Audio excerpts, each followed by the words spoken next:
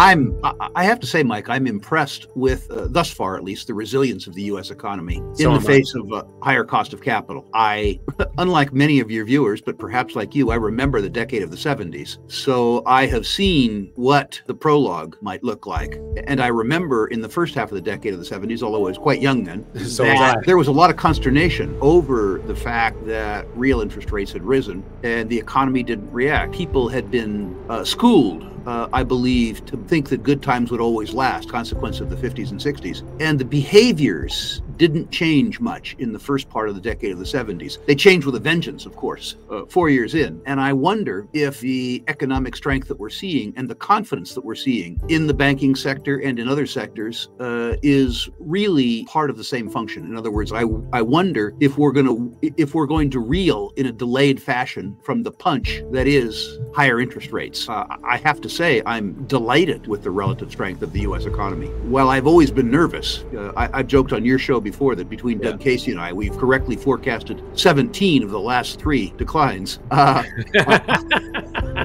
I hope that our forecast is wrong, Mike. Go ahead. I've got to say that when you forecast 17 of the last 3 declines, the scale of the declines and what you can make as a crisis investor completely make up for the times that you're wrong. I think that's very right. I think there's a lot of lessons there. Buffett's lesson is invest in very high quality companies and very high quality businesses. Understand that every now a circumstance that comes along that cuts the price in half, but it doesn't change the value at all if you invest correctly. A different lesson is, of course, liquidity. Liquidity gives you the ability to take advantage of illiquid situations rather than being taken advantage of. Those are all important lessons. And the point that you make about crisis investing is probably the best.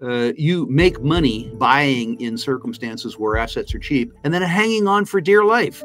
The strategy that you describe puts time on your side opposed to making time your enemy. And at 70, I've learned that's critically important. Yeah, well, you know, I made the mistake. I usually stay heavily invested and I'm very light on cash. And I just had to make a video telling my insiders that for the very first time, I actually had to sell some silver because some of my investments are very illiquid. I've got a bunch of silver explorers and gold, and they're all private placements. So I actually have the stock certificates. I mean, it would take weeks to mail them into my brokerage house and get them on my platform so that I could actually trade them. And then I've got a bunch of Tesla Roadsters, the originals, which I believe are 10-baggers. And that's not very liquid. I'm going to Phoenix to register a bunch of cars because I might sell one of them. But for the very first time since I've been accumulating gold and silver, I actually had to liquidate some because I was in a cash crunch. But getting back to liquidity, what you said was very profound.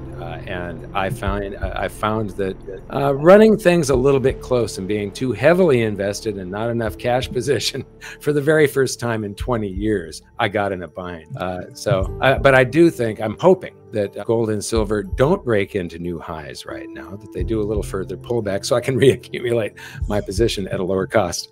Well, Mike, you said so many important things there. The first is that liquidity, almost irrespective of who you are, is important. Because if you get cash short, you are forced to do things that you otherwise wouldn't want to do. Right. The second point that you made, perhaps without realizing it, is that if you regard your gold and silver as mediums of exchange that are simultaneously stores of value, you can consider them liquidity if you are willing to sell them if a better opportunity comes up. Too many people, Mike, that are in our community refuse to sell their gold and silver when the price is down, when the price of other things is down more. I have many bad habits. I won't enumerate them, but one bad habit that I don't have is an unwillingness to sell. If there are periods of time when I need my gold and silver as liquidity, that's why I own them. For me in particular, gold isn't a speculation. For me, gold is insurance and frankly, wealth. If there are other things that I can use the liquidity represented by gold to increase my overall wealth, I'm willing to do it. The same thing, frankly, with silver. I regard silver personally as a speculation. I regard it differently than I regard my gold. And I am eminently willing, personally, to use my silver for liquidity if on a temporary basis a more attractive opportunity comes along. Yeah, and it's highly liquid. I mean, I converted it into cash almost immediately and was able to alleviate the crunch that I was in. But, you know, I see them, I believe that gold and silver have, in the long term, are guaranteed by the world's central banks. They're guaranteed to go up. Why? Because we have a guarantee that they will always create more currency, and the currencies will go down in relationship to gold and silver. But when I look at investments, I look at ratio charts all the time, because it isn't what is the dollar price of gold? What is the price of real estate measured in gold? What is the price of stocks or, you know, anything else measured in gold and silver? I do believe that do you feel that there is another leg to this financial crisis, at least one more? I mean, the 2008 financial crisis came in like 4 different waves. And the first ones were really spaced out, and then it got closer and closer for the next few waves, the final one being like the Lehman meltdown and everything. I mean, almost complete global financial meltdown. And so this one, we've only had one wave. Silicon Valley, which, you know, also Signature and Credit Suisse, that all happened in March, basically. And so what do you feel?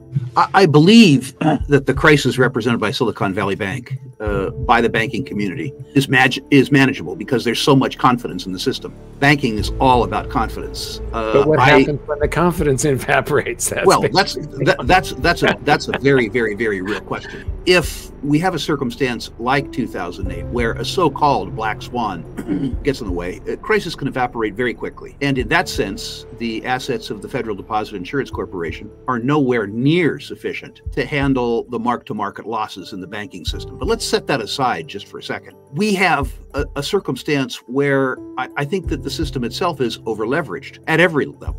I think, obviously, in the United States at least, that the federal government is over-leveraged. Many state governments are over-leveraged. Many municipalities are over-leveraged. And many of your listeners are over-leveraged. And what that means is that if you have a sort of an asymptomatic event, even if some people have foreseen it, the damage that can do to the broad economy, but also to confidence, is something that individual investors have to insure against. And I do think that the banking system, ex-federal support, is really challenged. You and I talked, Mike, a couple of months ago about the fact that humankind in the period 1982 to 2022 lived through 40 years of the most benign economic climate experienced ever. And the consequence of that is, I think that people became overly complacent, they became overly confident, and they didn't prepare as well as they should to take care of themselves in circumstances where liquidity was required. And I think that sets the stage for the sort of difficulties that you described. By the way, I'm not a gloomster. I think 10 years from now, we'll be better off than we are today. I'm just afraid that we have a reckoning to go through to get from there.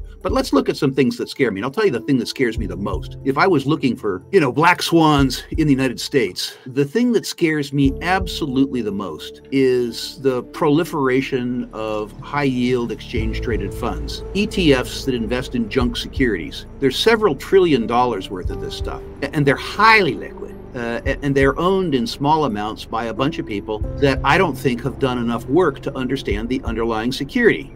These people, in the rude parlance of Wall Street, are yield whores. And what scares me is that although the ETFs are highly liquid, the underlying securities that they own are highly illiquid. And if we have a concern about credit that reaches the common man, if you will, and if they begin to redeem those ETFs, the managers are forced to sell the underlying assets. And of course, the best assets are the most liquid. They get sold the first. What really scares me is you have a circumstance where there's broad spread redemption in the junk ETFs, and the underlying bonds don't have sufficient liquidity to fund the redemptions. That circumstance in my younger years, or that asset class, these junk bonds, become described as owl bonds. We call them owl bonds because when the portfolio manager calls the broker to sell the bond, the broker says, "Too-hoo, too-hoo."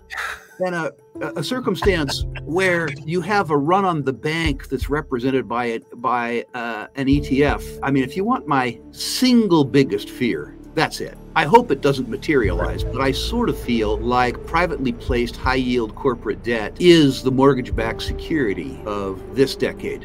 And Michael, honest to God, I hope I'm wrong.